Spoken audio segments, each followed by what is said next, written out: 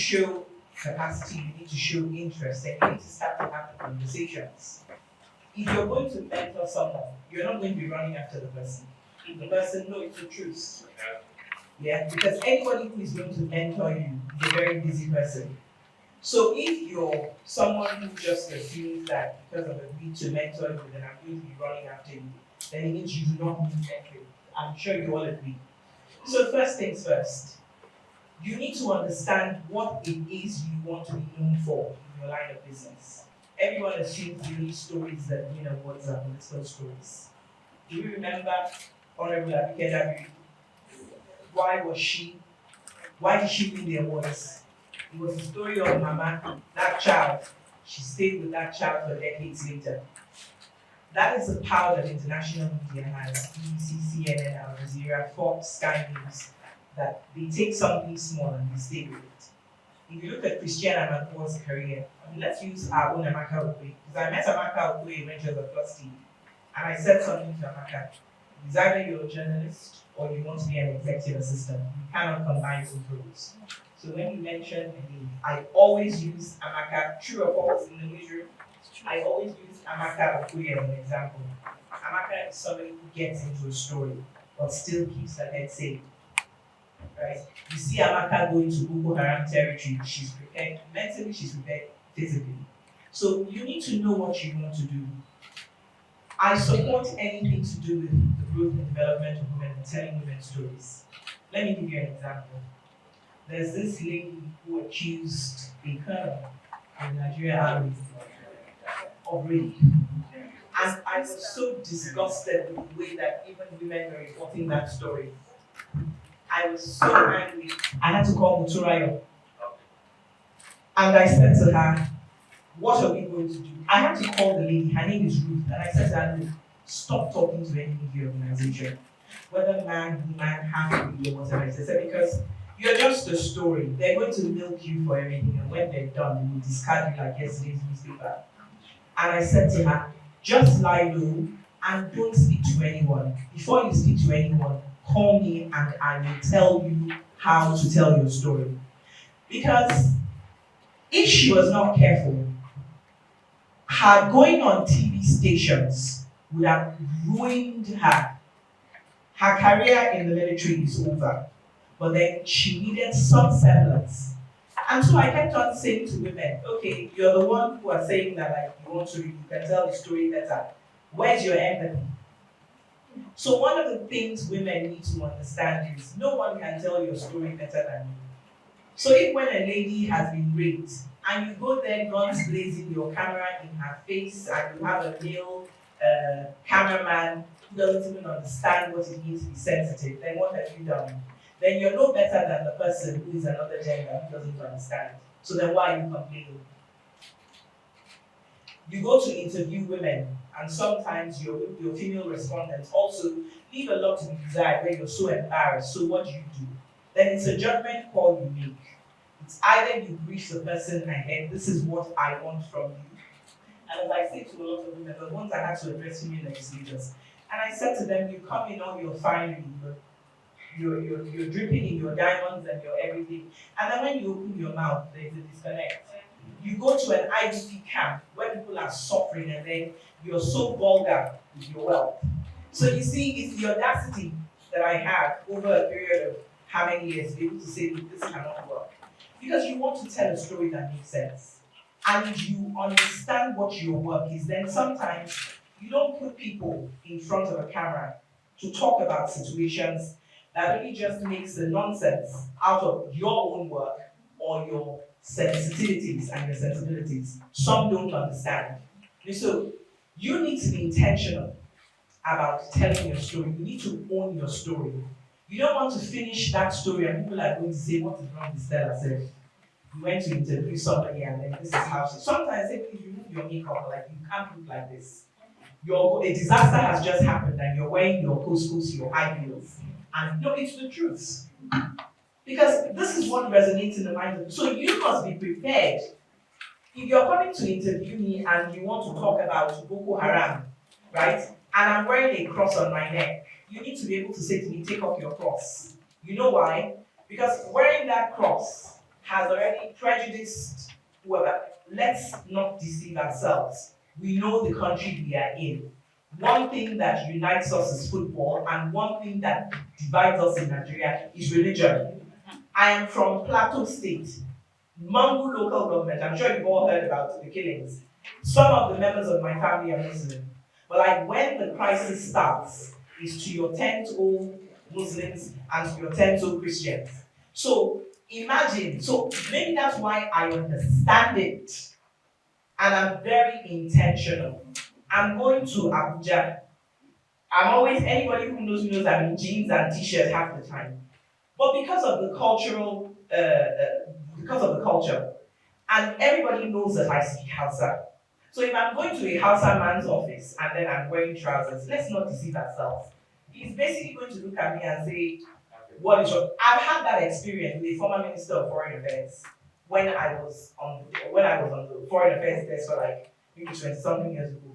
And I was banned from Ministry of Foreign Affairs for one reason. He said it in Hausa, Sheke, Kina Jin Hausa, say Kizuki Naik among the two. Basically, so you speak Hausa, you're behaving like an Igbo person. So I had to learn. And that's what a lot of us do not understand. We're so disconnected from the story.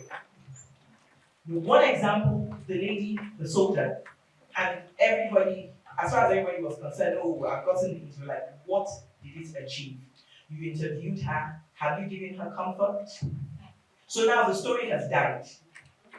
And that's the difference. You see Christian Amanpour in Bosnia, you see her in Ukraine. She reports the hard side. She goes to look for the women angle, she goes to look for the children angle. Israel is dropping its bombs with intense ferocity in Gaza, right? And she's going into the tunnels and is sitting down talking to a husband who is holding his baby in his arms and is bereft because his wife has probably died in childbirth. So if you are not intentional about what you want your story to be, the effect of your story on the people who are either reading it or watching it, then it becomes almost impossible. So if we say that we want to propagate women's issues without sounding like a feminist, because I am not, right? I understand women's issues, inclusion, and like women's rights and human rights first. But like that's as far as it goes. Because when you take it beyond that, then I noticed that we do not live out our realities. For a lot of women who say that they're feminists, they still expect men to open doors for them, and then when they walk into rooms, they want men to stand up. But that is the truth. And as I said, I call it as I see it. So sometimes people have tags they don't even understand what it is. I am more feminist than a feminist, but like we live in the real world, right? You are married to a man, so you don't want to start talking about equality. He has rights. If he says one, I will say 10. So if you say it, if you go and practice your feminism that way, then it means that like you're on a boat that will never birth at any port. So it's very important for us to understand what it is we're doing and like draw from our life lessons and use a lot of our experiences to help us and make sure that we tell a better story. For as long as you say you want to be uh, telling the stories about women, you must put your head in the mind of any woman. Put your head in the mind of the woman in the IDP camp. And then you must also have background information and knowledge. Let's not go and do a wishy-washy job. Let's not go and spend 10 minutes and decide to write about a problem that has lingered since insurgency overran the northeastern and northwestern corner of Nigeria. So you have a lot of homework to do. You need to understand and be clear in your mind, what is my message? How am I going to deliver that message? What will be the consequences, intended or unintended, of that message? And how am I going to make sure that I keep that message in the subconsciousness of everyone? So a story that requires you going back every month, every year, every week, every whatever, and you just do it in one day, can never gain the traction that you need. So consistency is key. Developing ingenious ways of telling a very serious story that has consequences is also important. If you do not know the backstory, if you do not understand the culture, if you don't understand the likely political consequences, if you do not understand the laws, then it's going to make it almost impossible for you to make any headway. And trust me when I say that those stories win an award. Recently, I saw on LinkedIn the guy who does the chess slumps. He went into an IDP camp, and found a young lady. I listened to that and I just reached out to him and said, like, this is a girl we need to support. So you can imagine the number of budding leaders who are basically hidden like diamonds that need to be polished in those IDP camps. And so when we read, these are stories that can come. And a lot of people don't read. They're like, the white man always says something. If you want to keep a black man in prison, bury it in a book. Because they will never, the book is on the bookshelf. It will go from white to grey to brown to finally black, and then at some point it will be eaten by cockroaches and moths. And like, we don't know better, but then we have a book. You've paid for it, but then you won't even bother to turn the pages. So people don't read. And information is power. Everybody has information now. That is why the marketplace that is noise on social media. You see people who are not journalists, who are making money. Somebody was talking about the fact that it's a thankless job. It isn't a thankless job. You can sit down in your room today and create content. Fake news, real news, contrived news. How are those people making it? So you see, the people who use our good works and turn it into bad are able to make money. So let us at least learn from them. How do they engage with anybody whose content goes viral? Engage with anyone who will take your content and breach every intellectual property right of yours. Ask that person, how are you able to do this and how are you able to get the traction? So you see, sometimes I say to people, if you want to catch a thief, you need to learn how to behave like a thief. If not, the thief will steal and say you stole. So let me advise everyone, we live in a world where if you're not careful, you who is legit will now have to start fighting for space, right? So let's sit down and be very intentional about understanding how they practice their craft and how they're able to make money and make their content go viral. Sometimes I see people who have good content, but they don't bother to edit. They don't bother to think through what they're putting out. They do not spend as much time. I'm not saying clickbait, but like if you look at these people, they have perfected this art and it is working for them. So let's at least go and learn from their school. Let's see how we can improve what we're doing so that we now become the ones who are going viral. And like, let's basically keep them where they belong, behind us.